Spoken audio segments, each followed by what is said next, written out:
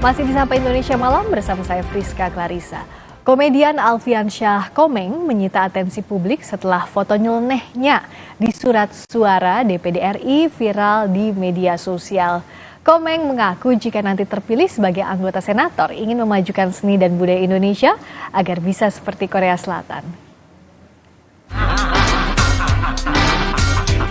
Foto komedian Alfian Syah Komeng yang terpampang di surat suara calon anggota DPD RI Provinsi Jawa Barat di pemilu 2024 jadi perbincangan publik. Bagaimana tidak? Jika caleg lain menampilkan pose formal, foto Komeng justru menampilkan pose berbeda dengan ekspresinya yang kocak. Kepada Kompas TV, pelawak yang dikenal dengan jargon spontan uhuy menceritakan mengapa dirinya memilih foto nyeleneh untuk dipajang di kertas suara. Enggak, saya suka yang aneh-aneh aja, Mbak. Kalau waktu itu sih KPU minta foto pakaian ciri khas yang biasa dipakai katanya. Jika nanti terpilih, calon senator dari Provinsi Jawa Barat ini menyebut ingin memajukan seni dan budaya Indonesia agar bisa seperti Korea Selatan. Saya pengen seperti Korea Selatan, bisa menjajah negara lain dengan seni dan budayanya.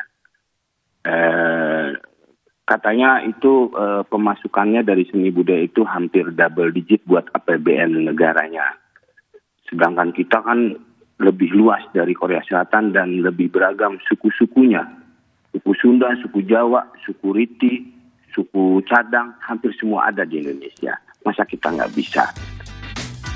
Komisioner KPU Jawa Barat menegaskan foto Komeng di surat suara calon anggota DPD tidak melanggar aturan, karena sudah jadi kesepakatan KPU dan peserta pemilu.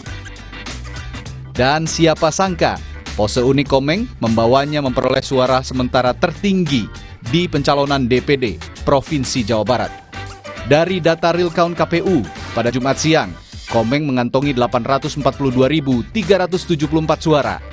Unggul dari Anya Rina Kasmayanti dan selebriti Jihan Fahira. Jika terus unggul, maka komedian Komeng diprediksi bakal melenggang ke Senayan sebagai perwakilan atau senator dari Provinsi Jawa Barat. Tim Liputan, Kompas TV.